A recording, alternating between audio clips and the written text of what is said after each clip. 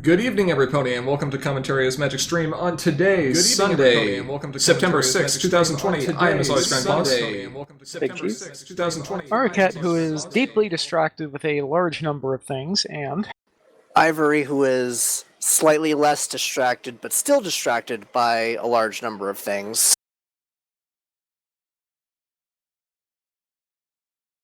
work is rough. Work is rough. That's why ponies are great. They give you a distraction from all that madness. Which is a good theory. The only problem is I'm not allowed to let the ponies distract me in this case. So, sadness. Ponies is a different kind of work, Bugle.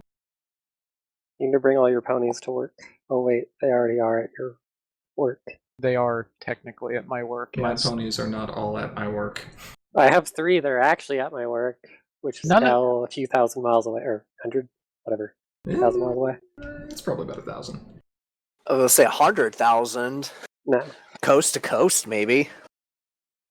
No, see, Cheese is actually in, I'm on the moon. yeah. It's close enough. I'm not going to bother, it's got the right number of zeros on it, right? Okay, good enough. Just add a few more, say you're on Mars. It's only 1 or 2 orders of magnitude. It's fine.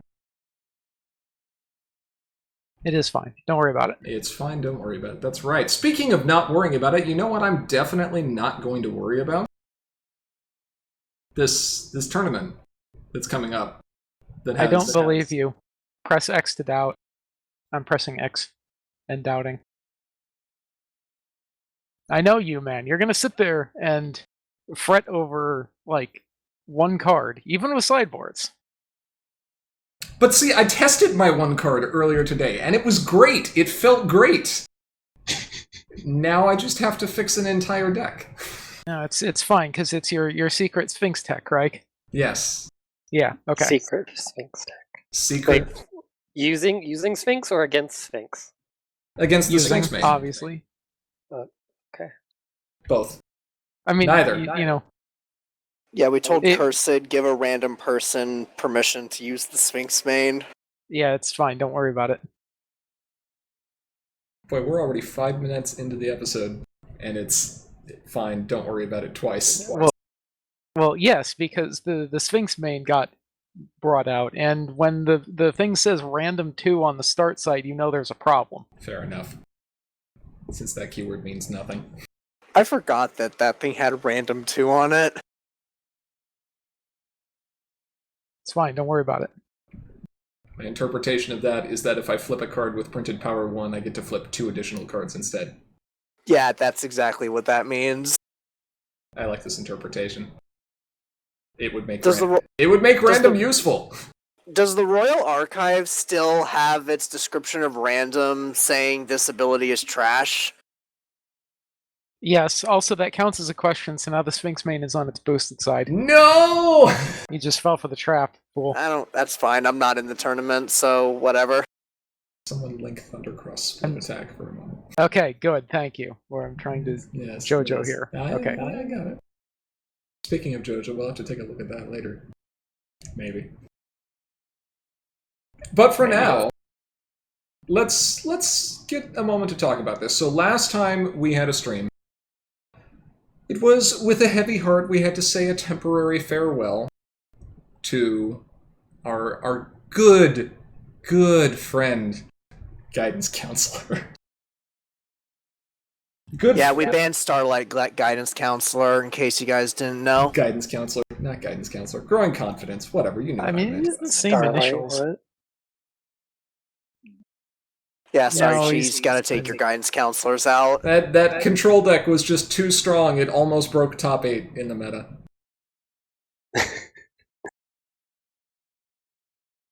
I mean, go back to a Nightmare tournament? Sure, why not? I mean, But now they also share the same initials, so there you go.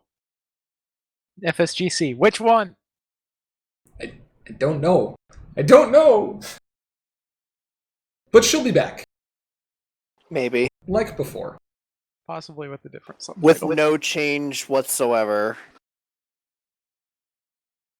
I am resisting every urge in my body to not break out into the Hamilton song right now, so we're just going to move on beyond this point. Just move on. But in the interim, as far as tournaments are concerned, we do have a bit of an exciting opportunity presented through Cursed Chords and the rest of the Meticulous Talks crew, which is the first annual, I suppose, Meticulous Talks Invitational Tournament. So the rules for this tournament are available on the MLPCCG subreddit, which I'm sure we can have somebody link here in the side channel, or side bar. That's the word I was looking for, bar. But the basic summary is that these participants are individuals who over the last year have put up a strong showing at either in-person conventions or online events.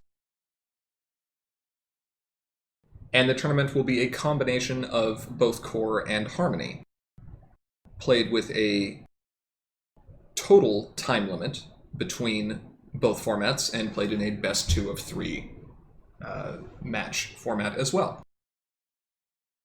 The bit that makes this kind of interesting is that each player, each competitor, is going to be submitting 4 decks. 2 decks in Harmony and 2 decks in Core. And between all of these decks, none of them can share a main, and between any 2 decks in the same format, you can share no more than 4 copies of a single card.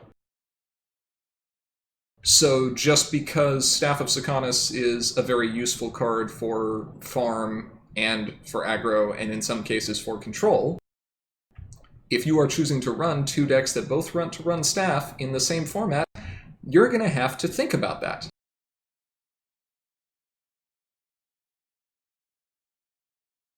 Bugle, that's not true. You ran 6 Singing Barrels in a format that only had 1 deck.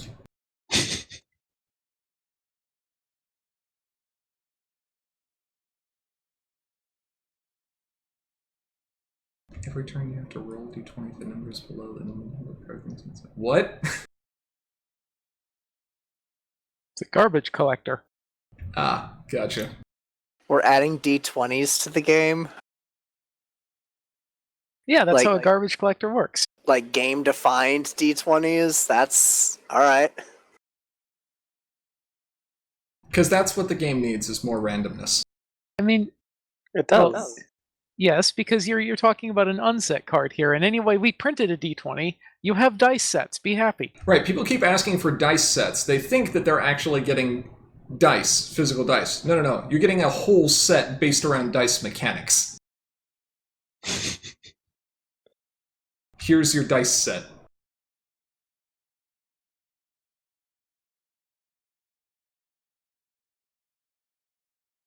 Working D10 when? Anyway. That's up to Aura. Yeah, true. Who is currently working on art anyway, which I much prefer over foldable polyhedral D10s. Anyway, what this tournament presents is a unique challenge for individuals who are participating to both rely on strong decks that have been played historically that they may feel comfortable with, and to try out new strategies so that they don't suffer too much overlap between these particular decks. And given that we have just had a big Core tournament, and we've had several Harmony tournaments that have been run online over the last few months, thought it might be kind of fun to speculate on what sort of decks might make an appearance, and given the unique format, what styles or archetypes people might expect to perform well.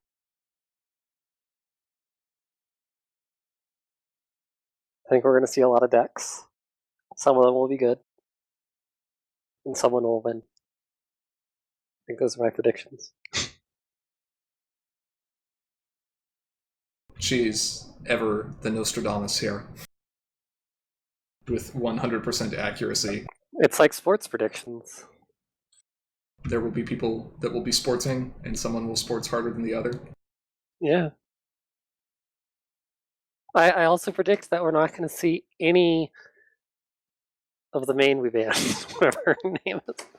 Bugle says, I'm expecting Pancake to bring 3 farm decks and 1 deck he hopes to never use. I mean, if he can pull that off, go for it.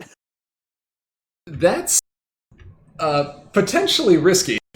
That's assuming that he goes 2-0 for his first 2 games, and it never has to go to the 3rd game, and it never selects the format with that 3rd deck. I would also be very curious to determine how you would build 2 farm decks in the same format and not rely on full playsets of any of the epic troublemakers.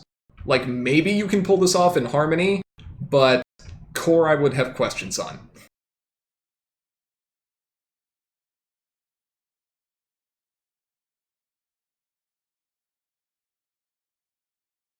Aura, how about anything substantial from you to counter the high accuracy, low risk information. Yes, correct.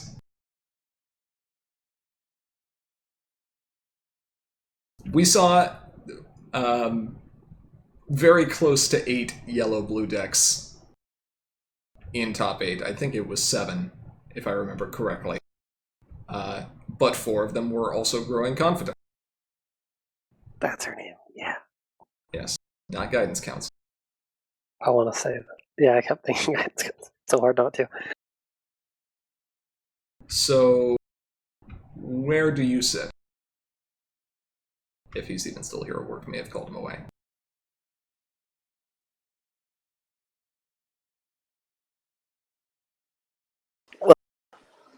While he's being called away, I think that there will be some yellow-blue aggro decks appearing in Core. I actually think that without growing confidence, we might see maybe some more diversity here. I think that there's going to be at least one person who's going to try doing Tempest Pink-White. There's always the one guy. Don't know who it is, but there's always the one guy. Implying there's only one person who wants to do that. Yeah, but there's going to be at least. There might be more, but I know there's going to be at least one.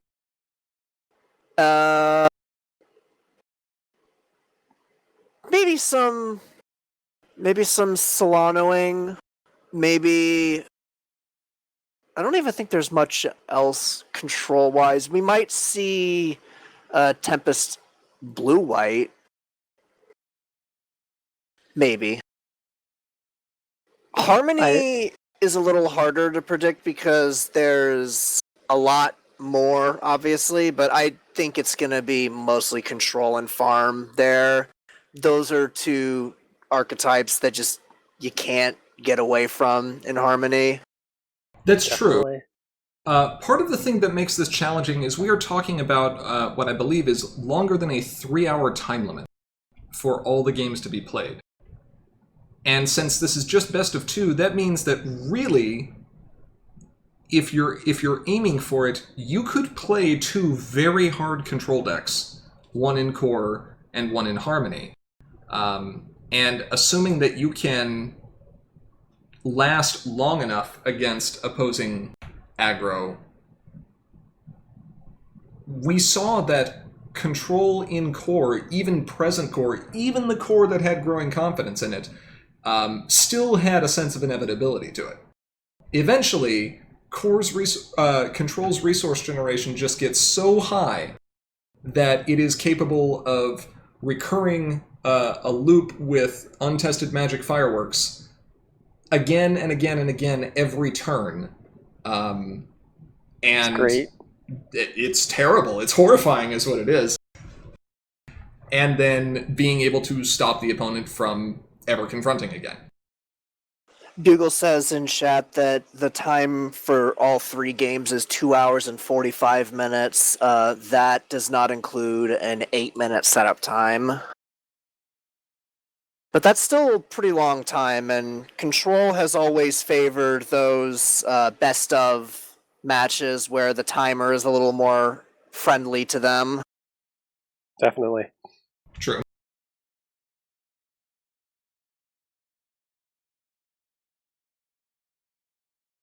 I'm wondering if...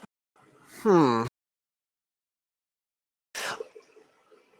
we think we're going to see any farming? Well, we know one person will probably bring farming to core, but do we think that anyone's going to try something a little more dangerous, like thorax farming? Thorax farming could be interesting since it can also aggro if it has to. I think a lot of that is going to depend on what people choose as their paired deck. Yeah, if you're running thorax farming, that pretty much rules out any kind of yellow, other yellow aggro. Well, that's the interesting thing, is that's not really true for thorax farming. Because thorax relies so much on his token generation, especially through cards like Raptor Razor and Friends Are Always There, he relies far less on actually playing a lot of cheap friends. So if you're running Thorax aggro and using your resource support through like Staff of Sikanis and Spooky Ruins and things along those lines, but you still want to run some version of, Pegasi aggro or just blue-yellow, efficiency, you're not going to have that much overlap. And the cards that you are going to have overlap on, you may be able to get away with just 2 copies in each list. I think you're going to have a little bit of an interesting time there. There are staples between both of them that you're going to want. Which ones are you thinking of in particular?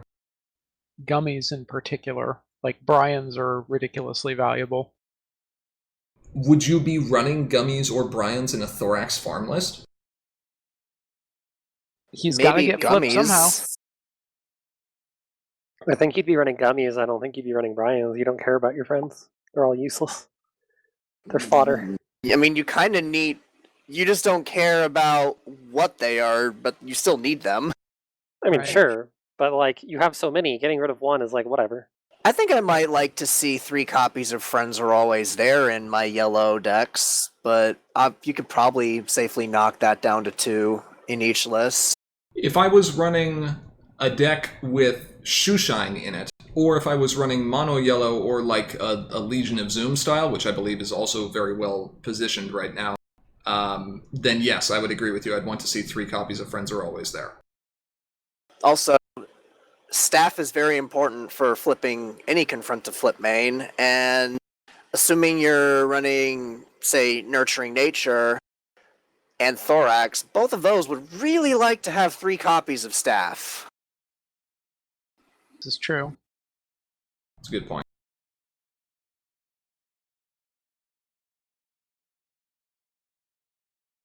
But that's kind of just an example of the kind of strategies you have to come up with. Is if I want to run these decks, what am I going to have to sacrifice to make them work? So Bugle Right, mentions there's also multicolor stuff to consider. Do you have examples of considerations that you think players might have to make? I want Rocket Scooter in all of my decks. I would not mind having Rocket Scooter in a number of decks, assuming those decks are fast enough. The irony is that putting Rocket Scooter in a deck might not make it fast enough. No, it's actually just the Rocket Scooter. It's all you need.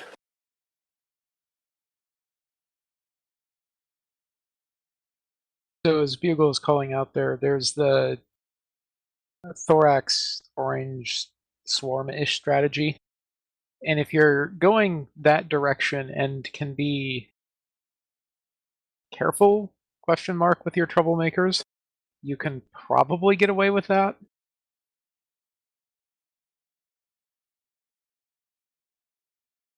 Just because all the power is going to be concentrated in the traitor to the Hive himself. I don't know that I particularly want to run that strategy, but it's possible. Smithers says, adding Rocket Scooter to my purple, pink, white control. Good, that's exactly what you should do. There's nothing wrong with that strategy. Seems good. Yeah, You're running Singing Barrel in there? Seems fine. Yeah, that seems great.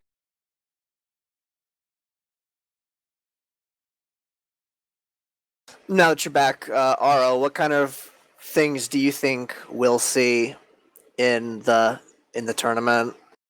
Personally, I'm hoping that there is going to be one yellow list, like per player. I would be very surprised if Maybe people. disappointed. I was going to say I'd be very surprised if every participant did not at least seriously consider running yellow as one of the colors in one of their decks in core. Right, because I think you're obligated to at least consider it. Yes, like it's record with or without guidance count. I did it too. You did it too. Growing confidence. I caught myself though. Is something that I don't think you can afford to ignore.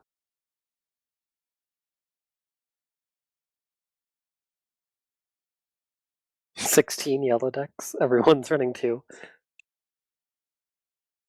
One yellow list, same one for each player. Yes, that's my point, Bugle. Like, even without growing confidence, yellow is still an incredibly strong color. So, ignore it at your peril, I think. Yeah, that seems about right.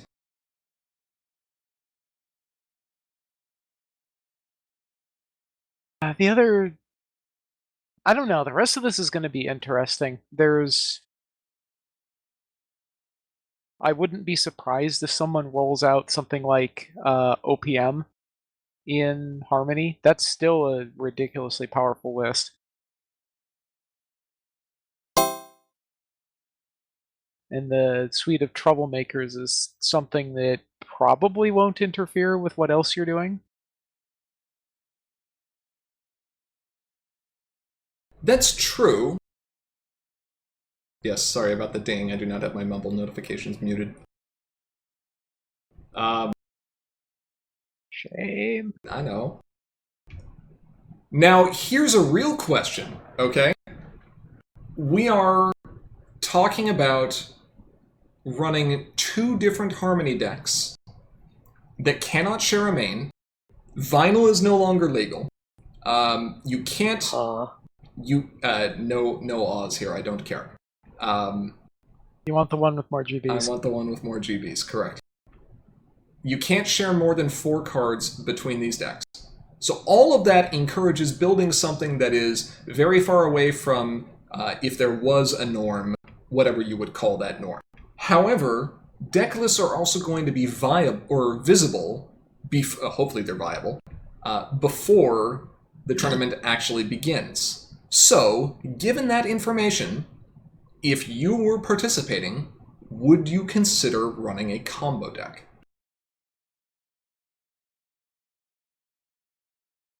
So I think you've already given your answer to this one. And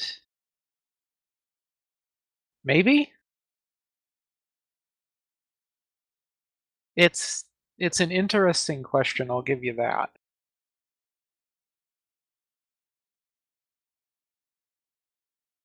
Cheese? I think it depends a little bit on what kind of... combo?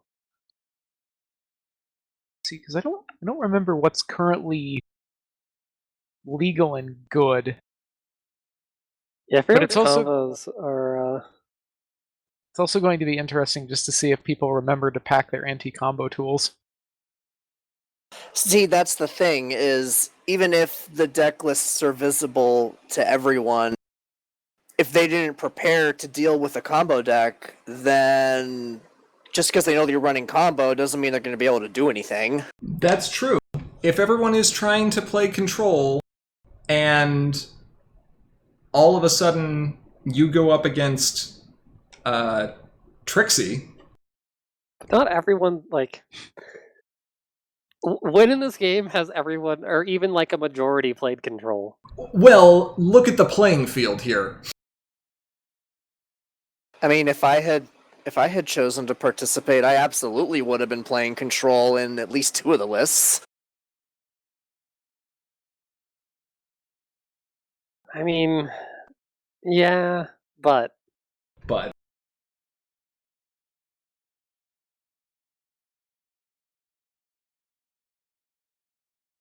Google says anti-combo tech, 1 Destiny Drain, 1 Magical Misfire, 3 Gyro done. Basically. I am prepared for this. Yeah, he's not wrong. Yeah, I mean, in Harmony, that's true. In Core, I don't know. In Core, if you've got a combo that you're holding on to and it's not Seleno, I would like to see it. Preferably before the decklist submission deadline comes around. It's just 45 Rainbow Shines. Yeah, definitely post it before the deck list so that GP can adequately prepare for it. Please. Paging Hithrock. Hithrock has kind of been the combo master for the last year. Well, he's also referring to, I believe, Hithrock's tendency to play control in high-stakes events. True.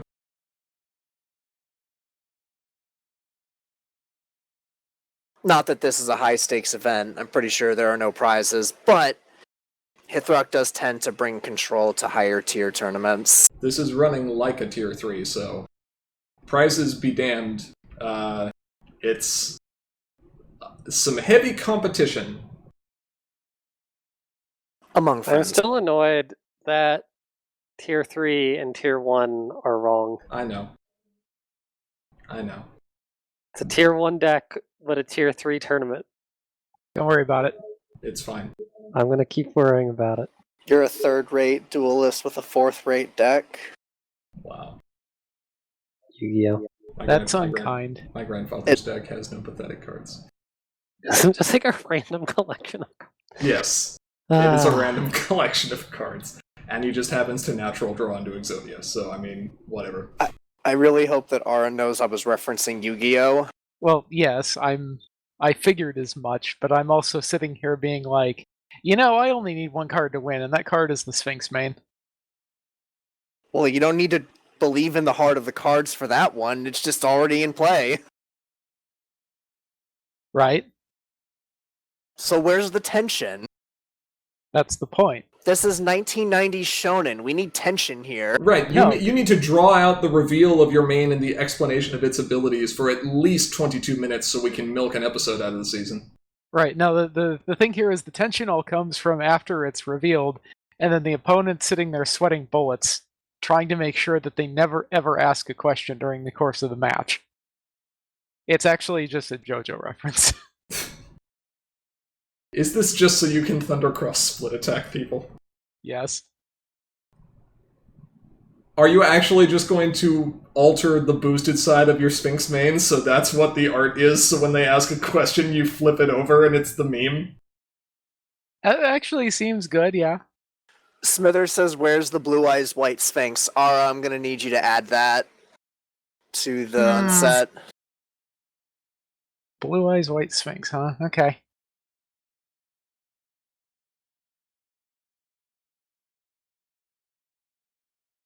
Well, I'm going to get one more thing here said, and then I think we'll move away from the discussion on the tournament and look at some spoilers, because we haven't done that in a hot minute. Spillers. Spiller. Add my favorite one in here. It's actually just 30 minutes of tea being spilt over and over again.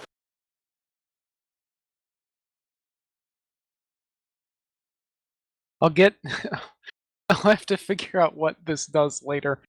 But okay, sure, there's a Blue Eyes White Sphinx in the unset now. Okay. I play Lemony Gem in passive aggressive mode. Very true. Alright. So, let's look at some spoilers from the last, I don't know, month or so, question mark? Sound good? That seems fine. Sounds good. Hey look, it's Ponks. Everything is icing. What flavor? Doesn't matter. It does matter. It totally matters. All the flavors at once. Pie flavor? That sounds terrible. That is a very pinky answer. What kind of pie? All pie. The pink pie. I believe we've had the chance to show how this main, or not main, friend, in giant air quotes, works on stream. The answer is it does exactly what you would expect Chaos Pinkie Pie to do. Which is... Causes chaos. It causes chaos, and wreaks havoc with your opponent, sometimes, and other times just kind of leaves you sitting there staring flat at her. Like, come on, Pinkie. Look at that face. She knows what she's doing. She's all powerful. Selects do nothing 3 turns in a row. I'm not mad. Didn't that happen in a game against me? Yes, it did. I was slightly scrunched. You'll be fine. This is a little bit of a break in the Tricorn templating in that this technically only has 2 abilities. That's terrible. You need to add a third one. Point me to the text block space. Right at the very no. end. Add This a is bunch so- of spaces and then put random 1. No, this is so easy. You guys, we were just talking about Yu-Gi-Oh! Just make a pendulum summon box and add text there. You know, we could get Making unset cards. we could get rid of the reminder text and add something on the end of hasty. It is a UR. It doesn't need reminder text. Say put hasty too. That means that it's hasty, but then you can put it back into your hand to play later if you want. I thought it was you put it into play and then the next turn you play. You We're- pay the we're cost not- for it. We're not making rocket-powered Turbo Slug. Why not? I love rocket powered turbo slug. We'll make it in the unset. In fact, Okay. I think I have it in the unset already. I think you do. This being said, Tricorn Pinkie is definitely an interesting card and capable of interacting with just about any threat your opponent is going to throw up against it, provided that she behaves. The question is whether or not Pinkie is going to behave. Yeah, I mean, there's a lot of friends that you do not want in your opponent's hand. Now, that's What, just you don't- 1 in 4. You don't want to send a Mage Meadowbrook back to your opponent's hand? No, I also don't want to send a... Plushy dash? I gotta think about cards in core, yeah. Plushy Dash. Loyal Pony. Pinkie Pie, well, The running a dismissing tricorn one? deck, yeah, you probably don't have a lot of 2-power friends, but... It is worth mentioning that choosing one of those cards of each type is not optional. If your opponent has one of those cards of that card type, you must choose it. Yep. Ooh, keep putting the grubber back into their hand. Play it again. Ugh. Or if you're playing against someone running Oops All Bombs and you're like, well crap, they're out of bombs, so now I have to send this Orchard Blossom back to their hand. Well, maybe. I mean, if they're out of bombs, just don't play Pinkie Pie. But Pinkie Pie's already in play. Like, that's how you got rid of the bombs. Oh, okay. No. I've got it. Here's the game plan. You ready? Oh, this is sweet. We're going to reanimate Pinkie Pie. We're going to play Oops All Bombs. And then we're going to play Bonate Rarity. And we're going to throw Pinkie Pie at our opponent. And then we're going to retire all our other friends except for Orchard Blossom. And we're going to hope that we get that 1 in 4. Yes. Okay, so we're not gonna do that. First off. Okay. Second off, why are you running either of these in Oops All Bombs? I mean, I'll run Pinkie Pie and Oops All Bombs. That card seems great. No, look, see, Bugle's correct. You are doing the Galaxy Brain thing. The problem is your brain's made of icing. Fair.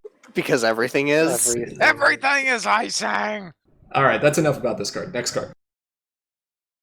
Yeah, let's talk about the meaner one. There we go. This one looks better. The memer one.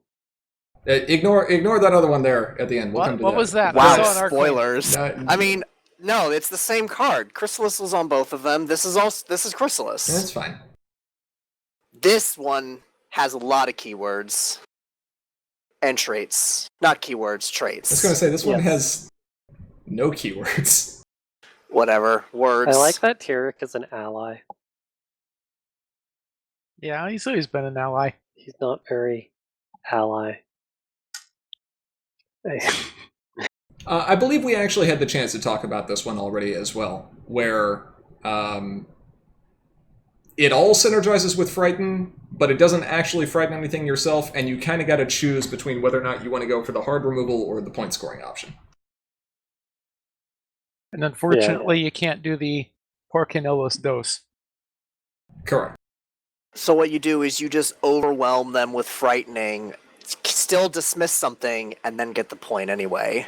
Run some Grogars, run some Twilight Pony You Pirates. get and... rid of the good stuff, leave the chaff frightened. Yeah. Seems fine. Okay. Let's move on, see what else we've got. Chrysalis, I think we talked about this one? Maybe? I know we've seen discussion of it in Discord, but I don't know if we have talked much about it on stream.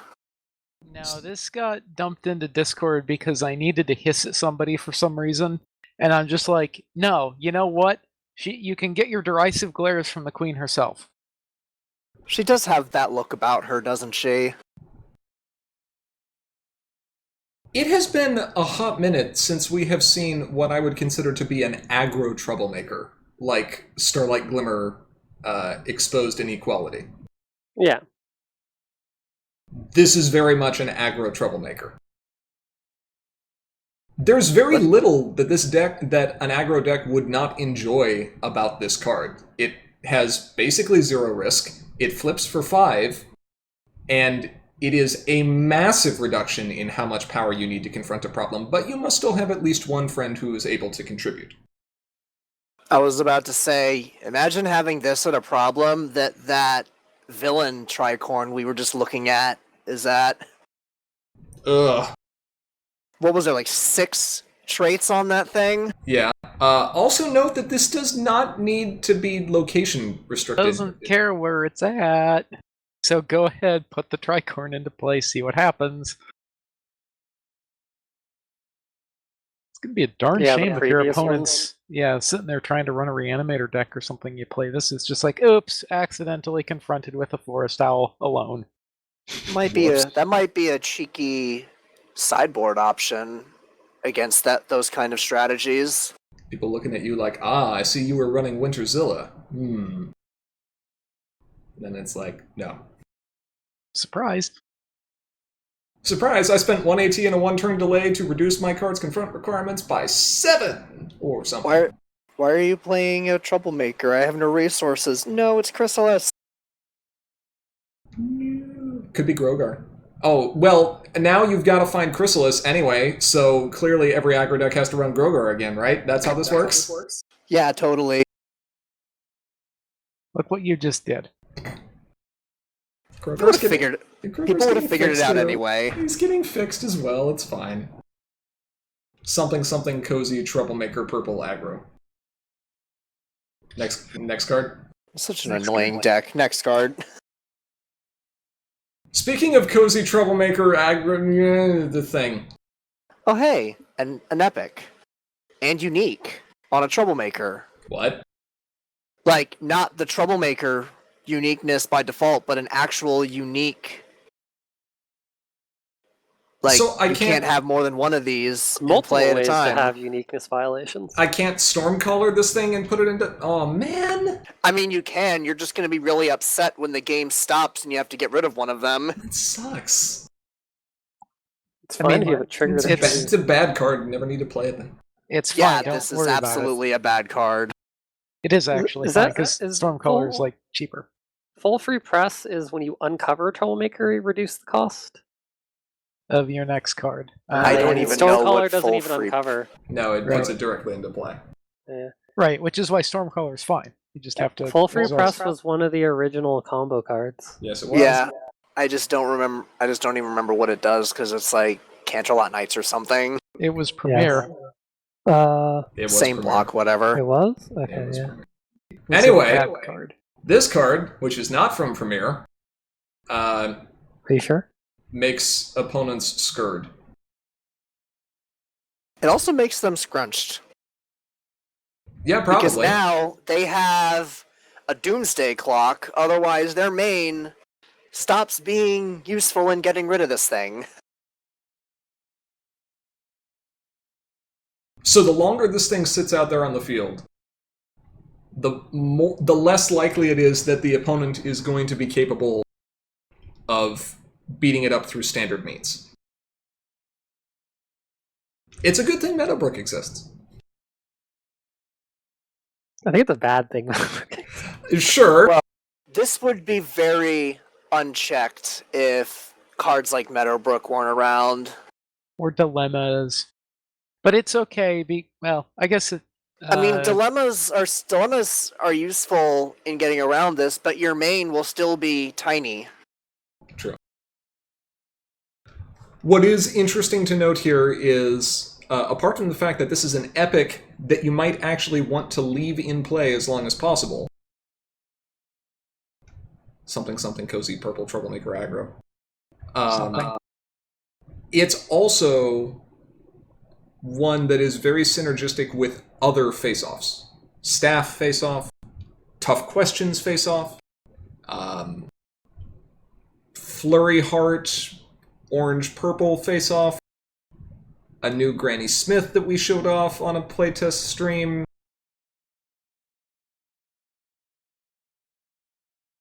So, yeah. And it is also nice that if you do manage to defeat this, or if the opponent manages to defeat it for you, because they're just so generous and only want the 3 points for it, then your main will have 3 fear counters removed from it. And even if your main still has fear counters left over, as long as this troublemaker isn't in play, those fear counters don't do anything. There's nothing to be scared of. Yeah, thankfully. But that's why you use Grogar, get another one.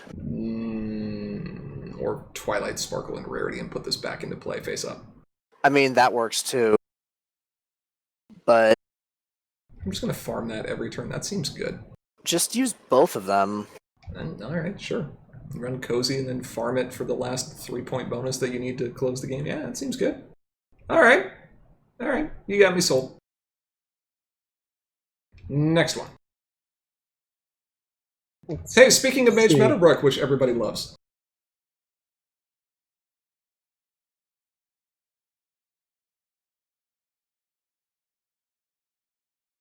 That's like increasing your home limit by 2. It is like increasing your home limit by 2.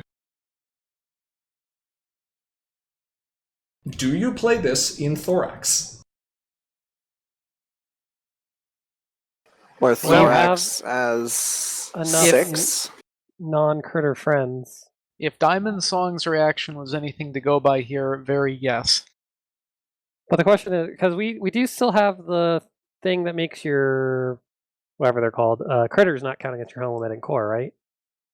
No, that was Zippo. There was a more recent one. Was there? Yeah. I think. I don't think there was. I think Marks in Time was the most recent that we had. Then maybe? Mark's Zippo? Yeah. Sounds right. It wasn't High Magic Zippo. The Puppy Mancer. This does let you have a lot of extra bodies. Like, a lot. I mean, this body in particular is not useful by itself, but... Sure. But it is a 2/2/2, which means that if you're starting Thorax with Buckball strategy, then this is a card that... Or Buckball, yeah, strategy. Then this is a card that you can play on turn 1 or 2. Yeah. And gets Thorax to 4 power without anything else. Not bad. Yeah, this is not awful. I think I can justify this in Thorax pretty easily. Yeah, I don't think this takes much justifying in Thorax to run a rack of these. Thorax aggro. Thorax farming, obviously. A few more questions. Sure. Alright, next. It's still a possibility, though. Could be. Rutherford, we saw in Discord earlier this week. 3/1/3. If you have 2 other blue power, he has Swift. If you have 7 other blue power, Conga Line.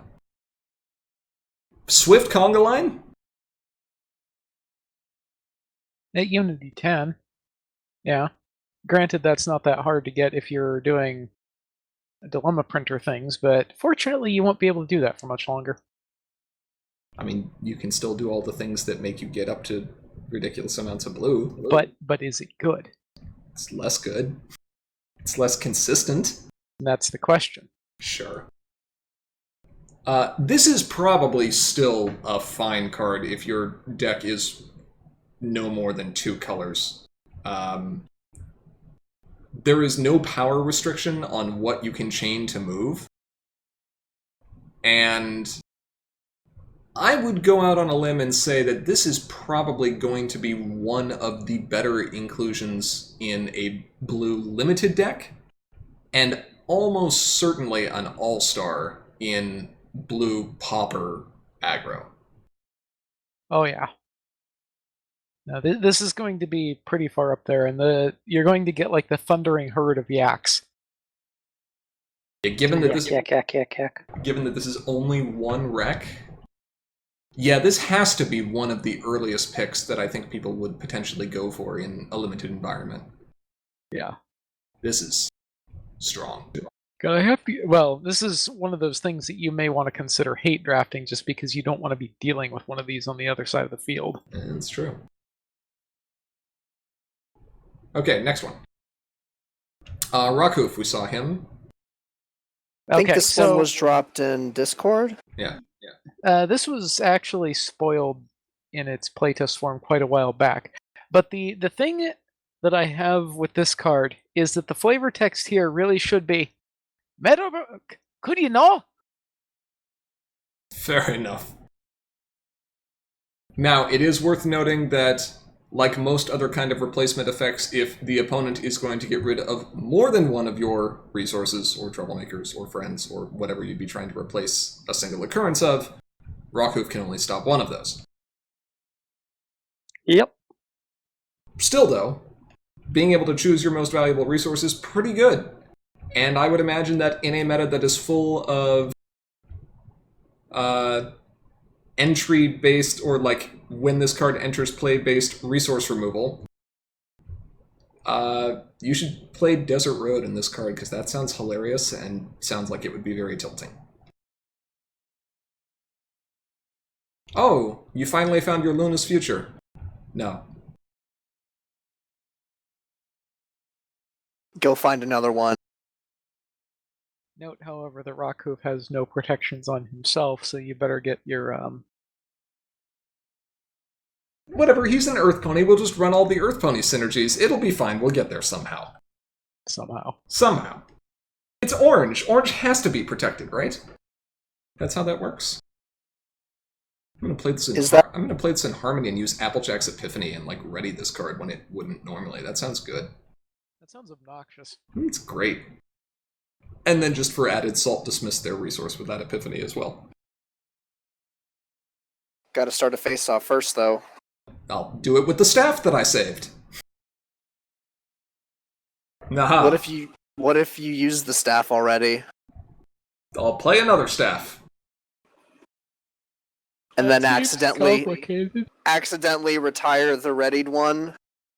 I probably won't make that mistake. Yeah, that seems unlikely. Use HA's Epiphany to exhaust their Rakhuf and dismiss their resource. That's rude! That's just disrespectful. I mean, you're the one who's talking about using HA's Epiphany, so why not the other way around? Hold on a moment here. What order are those in? Dismiss resources last. Yeah, Okay. that Bugle's idea works. Yeah. Okay, just had to make sure. Yeah. Yes. It's disrespectful. I love it. Remember when you could choose 2 modes on those modal cards? Yeah, remember when those modal cards cost like 2 or 3 AT apiece?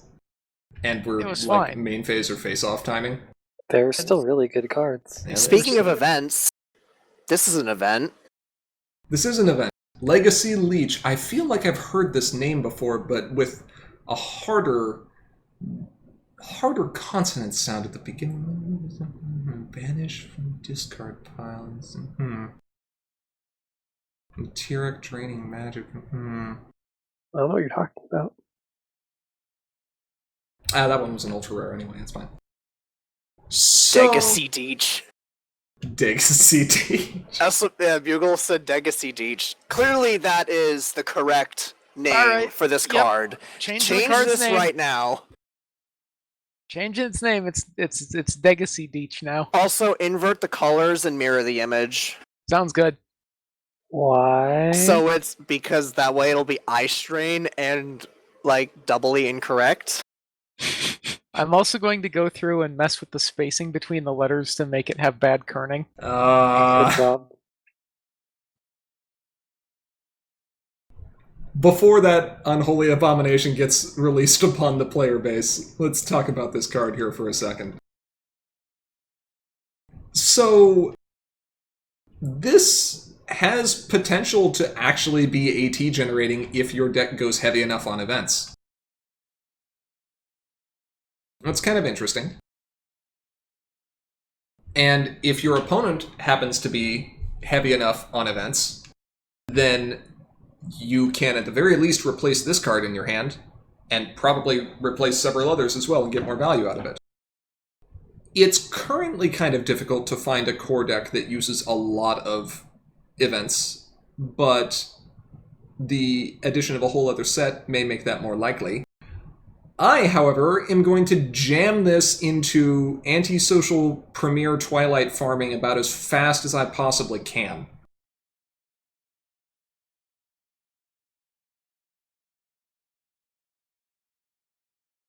Or any deck that you know is going to be running a lot of events.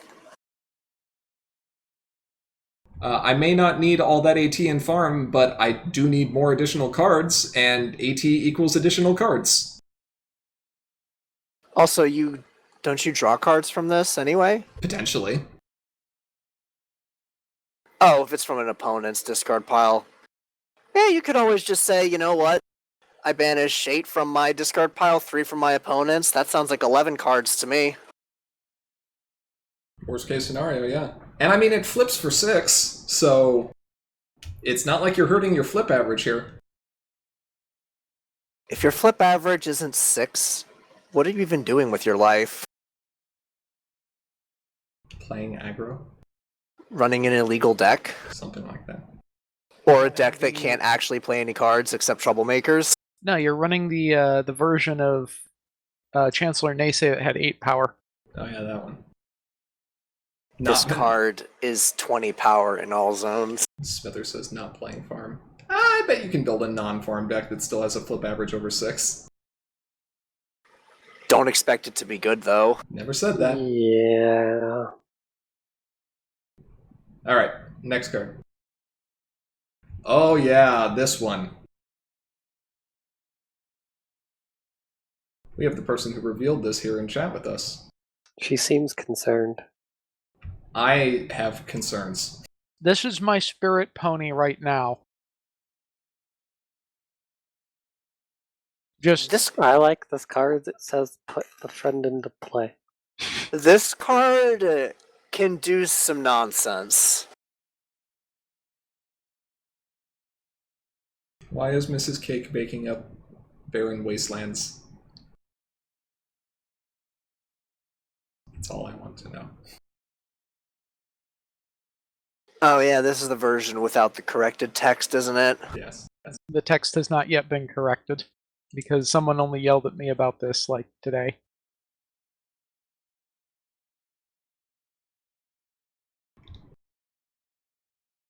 Okay, see, you say 21. Hold on. Mrs. Cake cannons are not instruments. Well, what's the corrected text? Desserts, not deserts. Oh, down there. Flavor text, okay. Yeah, flavor text. Paying 2 to...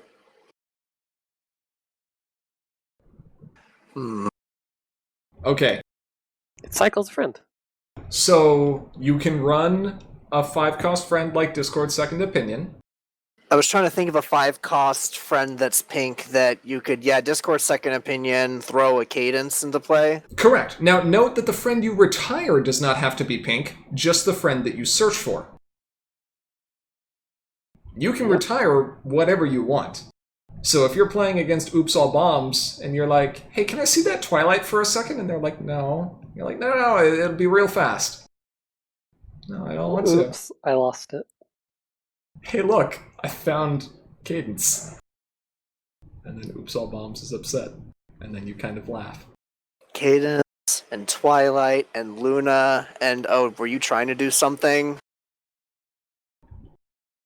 Okay, now, I had a little sidebar conversation with Bugle earlier today. Are you ready for the real disgusting play with this card? I mean, sure, let's go with that. We're gonna go way back into Harmony. I already hate this. I hate it. And we're gonna run Premier Doctor Hooves. I hate it. What are you finding with Premier Doctor Hooves? Cadence? The exact same stuff that we're finding in Core, except Dr. Hooves replaces himself with another 5-cost friend that we can retire next turn. And we are in Harmony, so we can run, was it Wonderbolt's badge? What was the thing? It was Wonderbolt's badge that readied something, right? I think so. We can also just run Cloud Chaser that ready stuff if you really had to. Could run the Rainbow Shine. Lead Pony badge, that was it. Yes, Lead Pony Badge, that would work. I'm glad someone remembers the names of cards from 11 sets ago. Yes, that thing. Can't exhaust a problem with it anymore. Garbage. Yeah, where's my problem exhaustion? Right. But yeah, this seems gross. I'm gonna go with it's Harmony. I mean, sure. But like, But you can still do crazy things with this, and we gotta go for the Core. dream. We gotta go for the dream. We gotta go Discord bending the rules, starting with Buckball strategy. So we have 4 power on turn 1, and then we gotta go Pinky Sense, discard Dr. Hooves, find Dr. Hooves, play Dr. Hooves, and then we have to. What else can we do?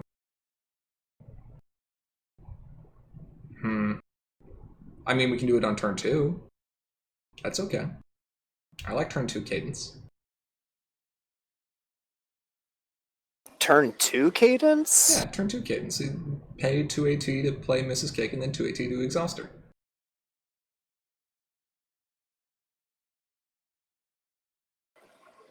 And what about the other pieces required to make this happen? You Pinky Sense and put Dr. Hooves in the discard pile, and you start with Discord bending the rules on his cheating start side with Buckball strategy, so you have 4 pink wreck. It's great. Oh, I missed the Discord bending the rules part. Yeah.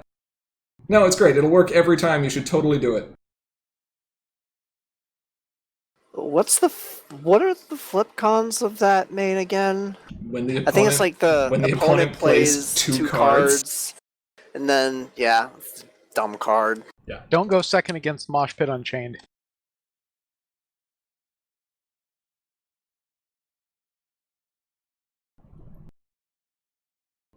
Your 2 rushed makeovers aren't going to help you. You're still spending 2 AT to play them.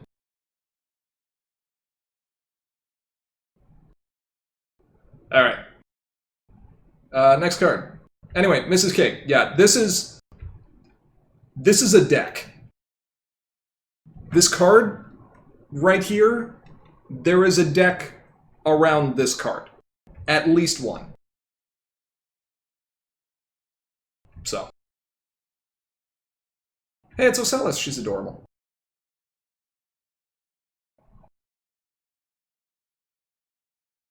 She's competitive, too. Not competitive 2, competitive 1.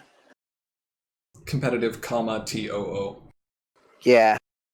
English happens sometimes. Gotta turn...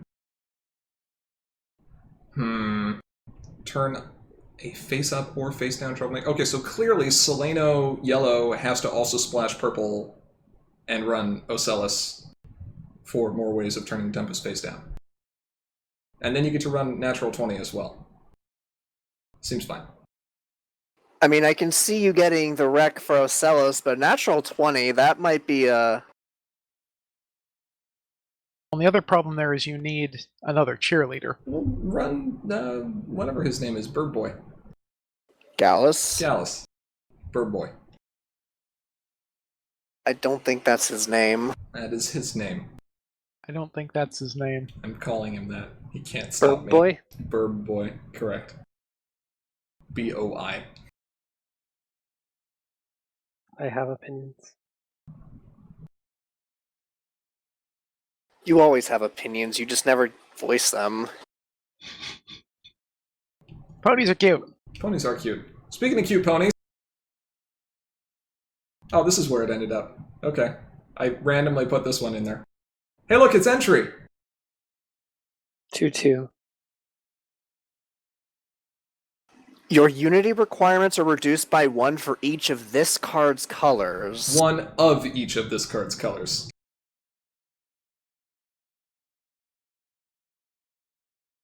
So if it's blue, You have... your unity gets a little bit easier to get into.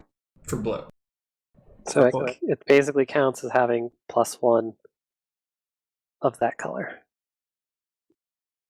For for unity. the purposes of Unity. Correct, for unity requirements. And if you can somehow give this thing additional colors, then it helps you that way too.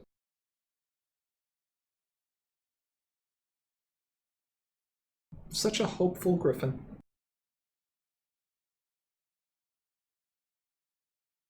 He hopes you won't dismiss him. Please don't eat the Kevin. We made Kevin cuter. I'm not. But his name is Giovanna. And he has a dream. This is He's also much, present. this is much cuter and less hissable than a changeling token. So I recommend where possible. Did you just degrade Kevin by saying he's a token? Yes. Yeah.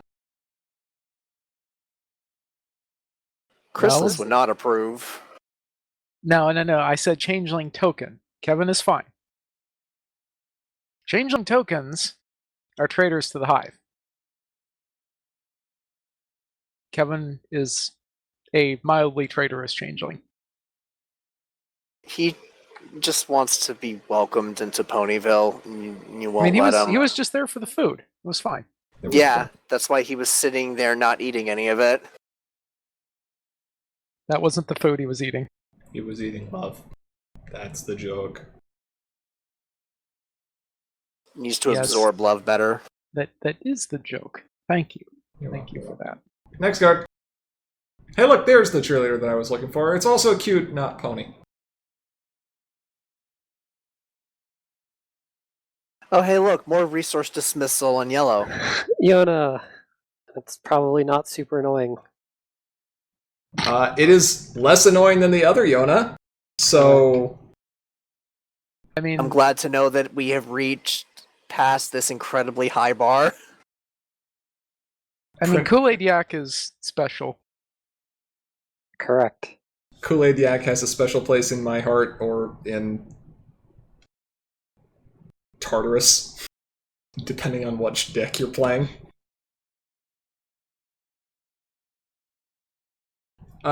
Resource removal. That is useful. Is If I mean, kind of.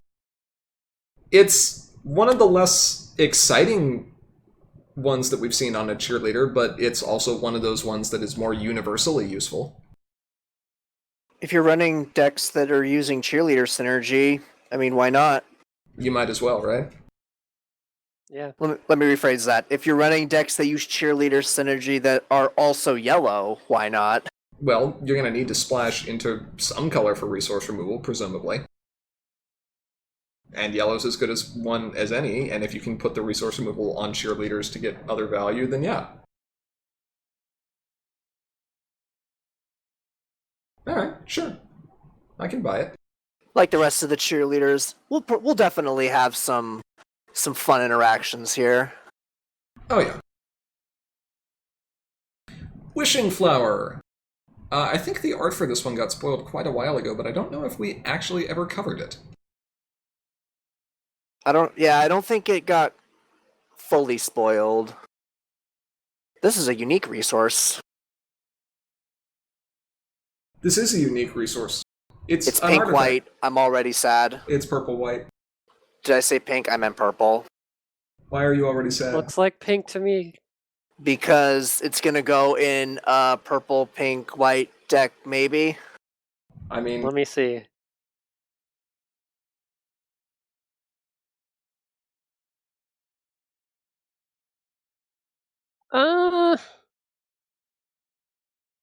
I don't like cards that rely on your opponent doing specific things in that kind of deck. You don't think this might be a useful sideboard option? Maybe. Not a full rack, maybe like 2. If you're running against If you a have the sideboard match or something? slots, yeah, there can be some interesting things with it, but I might play this against, like, Farm, for instance. Especially one that's relying on cards like Flash Magnus' Shield yeah, or Spooky Ruins. yeah. I can see that. Or that gosh darn Twilight deck that runs nothing but the double flip cards. Yeah, that one. Like, I don't think it's going to be a core card. I can see it in certain metas. I- It's very useful though for like a pink white purple deck Yep. control deck. It's going to be very niche, I think. Like 3 is kind of a steep cost.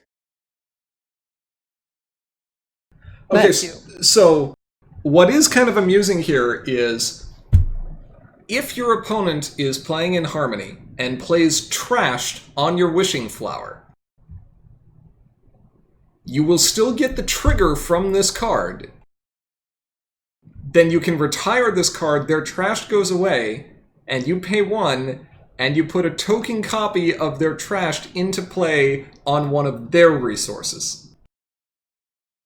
That's some bad mannering. You're really gonna hate on Blue's resource removal that hard? Yeah!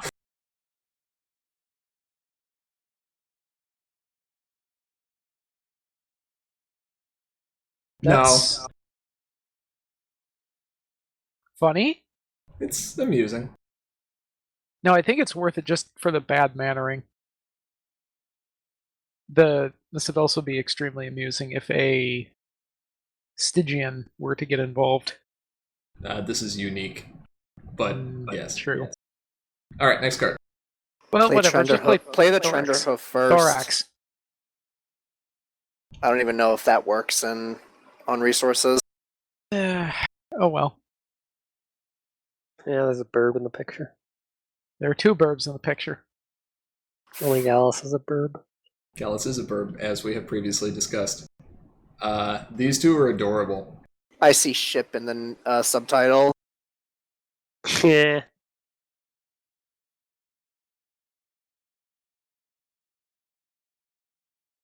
No one's gonna ask why spikes like rubies, Why is spikes like rubies? because it's got an E in the correct place to stress so you can hold it. Like, why do people say cheese, right? Because you can hold the E Because that's his and name. you're kind of smiling. Fair enough. Rubies. Right? Do dragons eat cheese? Spike probably does. He eats ice cream. Spabby is greater than Spirit. Is Spabby really the name of this ship? I don't like it. It is one of the names of it, yes. I hate it. Spabby.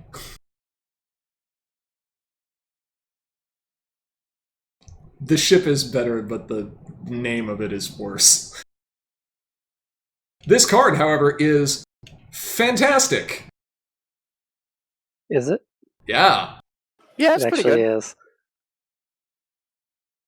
If we had cards that had good chaos effects. And this is where I'd put my chaos control deck. If I had one! You have a Isn't chaos this- control deck, it's just... Is this basically the same Unrefined right now. ability as Featherweight?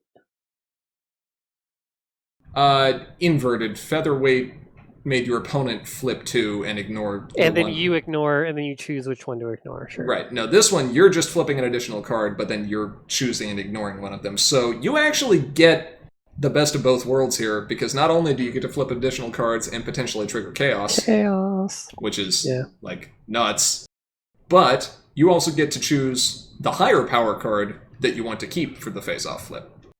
Yep. It's pretty good. And if you flip it, you just get an extra flip. Correct. This is really good. Oh yes, and they don't have to be involved. They can sit safely at home.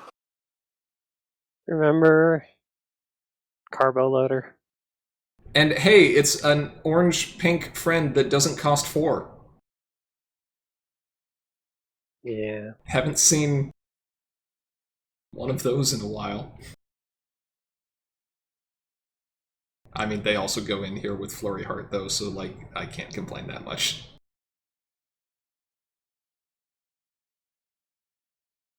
This card will almost certainly see some play. If there are enough good chaos effects to make use of this, then I feel like this is a useful card.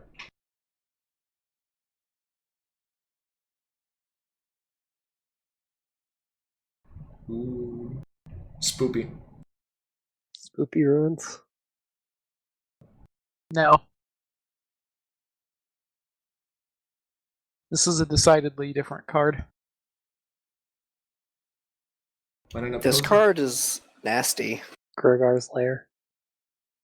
This card looks at your opponent playing Rocket Scooter and is like, that's cool. That's Gonna a pay terrible 3. card. What is this? A Rocket Scooter? This card, so mean. Oh, I thought you meant like terrible as in this card is bad. No. This card is great. This is very I'd- much like Study Session, but better. I'd love running this in that Tyrek deck. This is very irritating to play against as any kind of token strategy.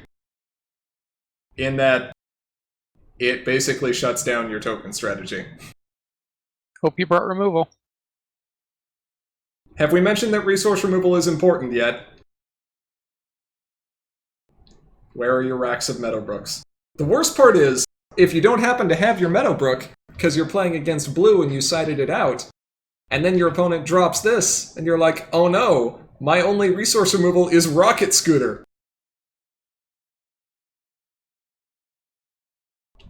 Then you kind of get to, I mean, that's what, 5 AT to get rid of this thing? 5 AT. You took a calculated risk. You still get to keep the additional 3, though? I mean, guess. that still feels awful, but Man, You're you're bad, bad at math. Yeah. It is also worth noting that this is not a unique card. Yeah. so you can use Stygian on this? So you can use Stygian on this, or you can just play 2 of them. And then your opponent has to pay 2, or their friend becomes frightened. It is also probably worth noting that playing 3 of this card is a bad idea. Why? Because this card does not stop Enter's play effects anyway. So your opponent will still get Enter's play effects. And if they really want the friend to be unfrightened, they can They just just like let it be frightened, yeah. and then rally it for 2. Yeah. So having 1 of this card, very good. Having 2 of these cards, yeah, it's irritating. Having 3 of these cards does nothing. Well, it does if the Enter's playability creates a modifier that sticks around while the card is in play. Or while the card is the same, in play or the same card. Sure. It's true. Fair enough. Niche situations. Next card. Hey, look who's within his lair.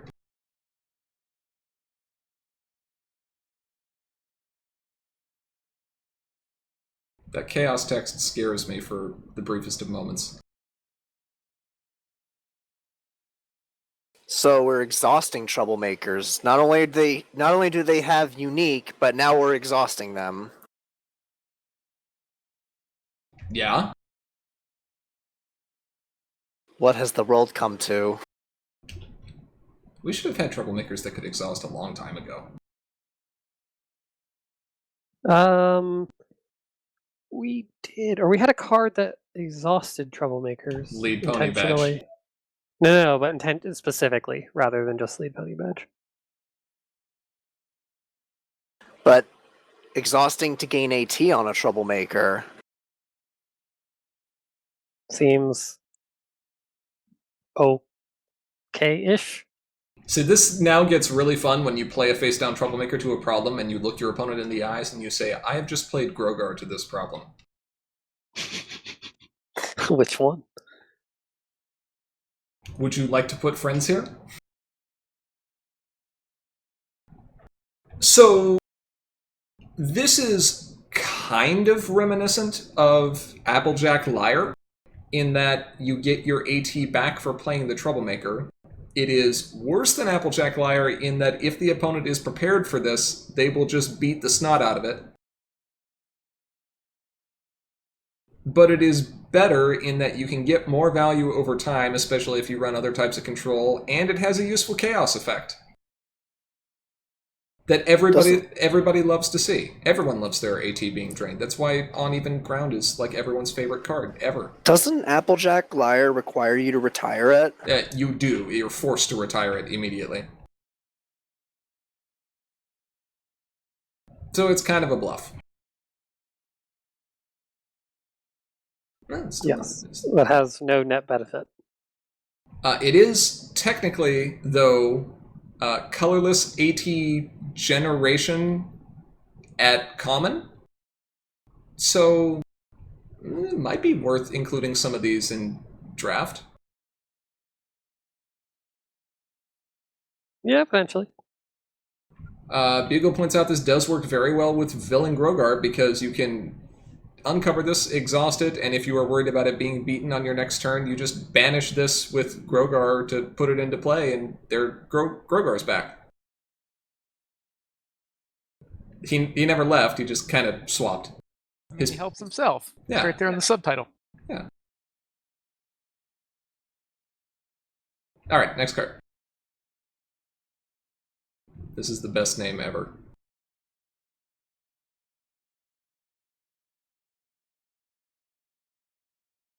You can't convince me otherwise.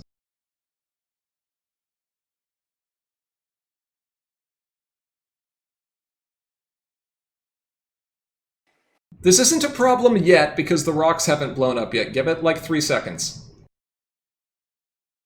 If an opponent would score points for defeating a troublemaker while none of your characters Is have that a color. actually the name of this card? Yes. Yes, it is. I mean, I can shoop in the explosion behind her. I probably should, actually. Promo problem? Sounds good. Promo problem. Promo. So this is part of the series of starting problems. I think we've seen this one without art before. On a playtesting stream, this has made an appearance. He's pretty good with art, though. Hey, this makes doing that Grogar thing significantly... Safer. Yeah. Gotta be in purple, though. Cozy Glow Troublemaker Aggro. Purple, troublemaker, aggro, yeah. Those 3 words. But what if you don't want to play purple? What if you want to play Changelings? Let's play Changelings. Yeah?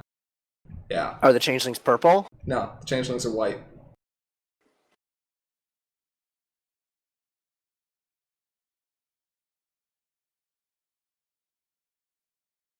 One of your characters gets +2. Let's see, so events are non-friend cards, so like Follow My Lead. Pirate Ship is a non-friend card. Troublemakers are non-friend cards.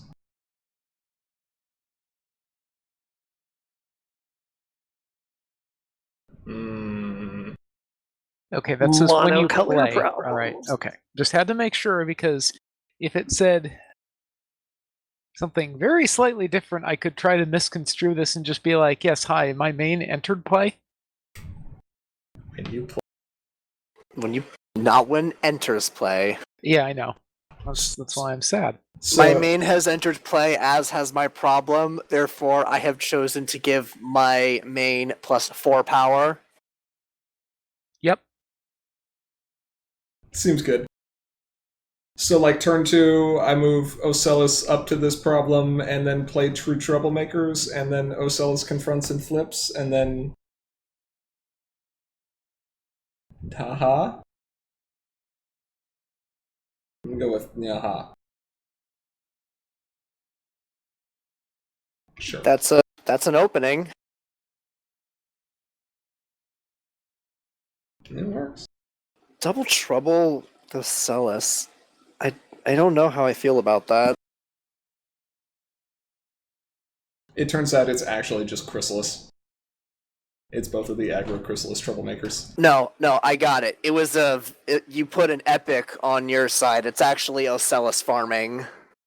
Ooh, spicy. But then Ocellus is only 3 power. Yeah, you don't have to challenge right away. Oh, no, wait. No. Then we just play Aoi Zodal. There we go. Yeah. Okay, great. I love it. Awesome, fantastic. Next one. We're coming up towards the end, just a few more left. These are adorable.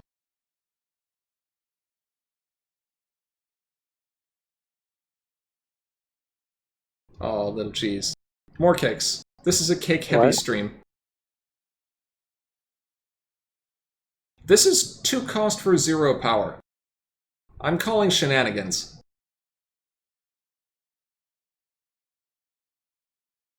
When this card's problem is confronted, you may exchange control of this card and an opposing frontier until the end of the score phase. I will take that Daybreaker, thank you. Yeah. This is a interesting card. Ew. Also, while I'm at it, this is staying at the problem. My only regret here is that the Traitor to the Hive can use this. That's your only regret? It is Yes. it is unfortunate to me that this does not work with Rarity Truly Outrageous.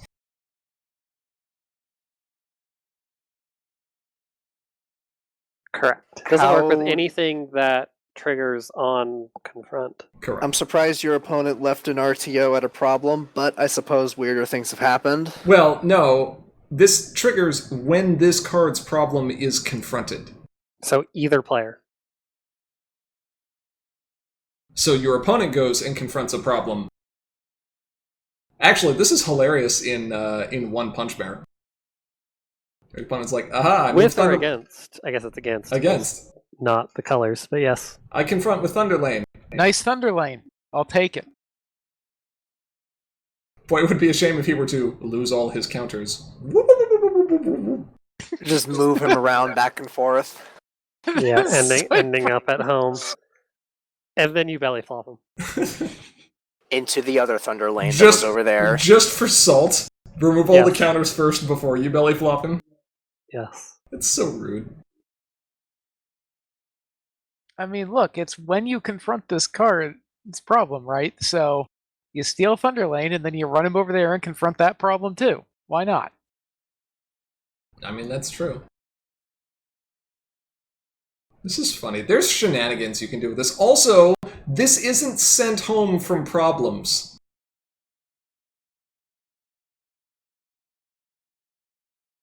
That is the dumbest line of text I think I've ever put on a card. What? If this card would be sent home, it isn't sent home instead. Just the grammar of that line is just like... I mean, it's been put on cards before. It also means that you can technically challenge. Yes, you can challenge TMs for no cost with your 0 power friend.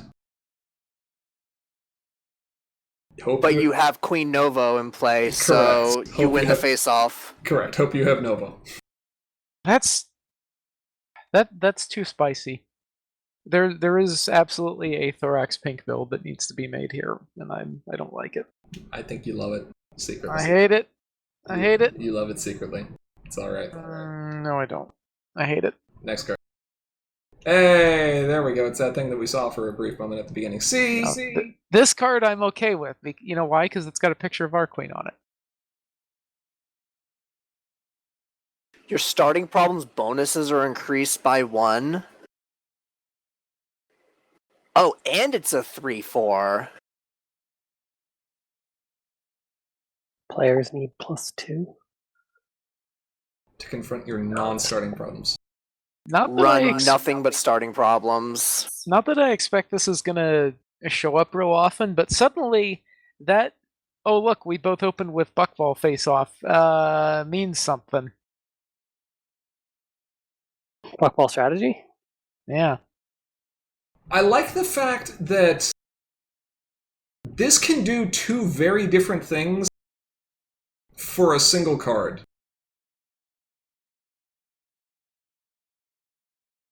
You can totally play this in aggro, and it is an aggro-efficient body. And if you are running easy to confront problems, then you get point acceleration out of it. Which is pretty nice. If you are playing control, this is a relatively high flip card that you can play even if white is your secondary color because its rec is low. And you can make some very difficult to confront problems for your opponents. Oh, and Astellas is also cool with this because she's gonna get her power boost. If it has cost higher than power. This makes the control problem deck in Harmony really, really annoying. More so than it already was. This card is also not unique. So, you know. Let's put 3 of them down. I like my starting problems having an additional 3 points on them, and players needing 6 additional power to confront non-starting problems. Okay, so I start a face-off. It's searching high and low. I win the face-off. I score 3 bonus points. And you laughed at my Ocellus aggro deck earlier. No, I didn't. I gave you the list for it. Give me the list of... Yeah, actually you did. Throw me under the bus like that. Can we give this card Radine? Only if we make it Karn, whatever the subtitle of that was. Oh. Reset your opponent's scorecard or whatever. Yeah, that thing. Gonna go ahead and go with no on that one. What, you want to play it for free? There will definitely be one left standing at that point.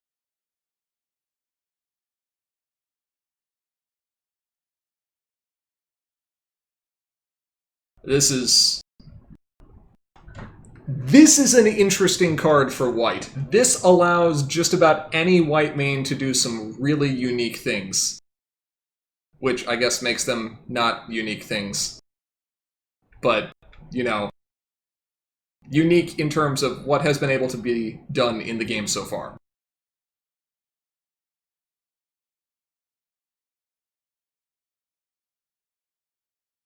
Okay. That was a long one. Yes. What, Trenderhoof is a white card that does let you do unique things. This is true, people. Ooh. Oh, indeed. With all that being said, though, all those spoilers covered, I think that will about wrap up our discussion on this topic for today. We would like to give a big shout out to all our patrons on Patreon. Thank you so much for your regular support. If you aren't currently a patron and you enjoy what we do, please consider donating. Doing so does enable us to continue making content like this and lets you earn some great perks as a bonus. If you have comments or questions you'd like to send our way, feel free to reach out to us through Facebook, Twitter, or email. If you're a patron, you can also chat live with us on Slack any day, most times. Finally. At 5 a.m. I'm going to be up until midnight tonight. Yeah, but it's a holiday tomorrow, so it's fine. I'm not staying up by choice, though. Fair. If you are looking to watch any of our previous videos, including tournament recordings, you can find them on our YouTube channel, which is linked just below the stream. With all that said, thank you to each and every one of our viewers, both here now and watching this recording later. We are, as always, Commentary is Magic. I am, as always, Grandpaws. Big cheese. The continued to be distracted Arcat and Ivory Starlight, who will reveal all of GP's decks for the Tournament of Champions if our Twitter account gets 500 followers by Wednesday. You know what? I'm not even mad. there's one right there. I see one of them at 15 copies, so I already know this is great. Yep, thought so. And we'll see you all next time. Bye-bye. Bye.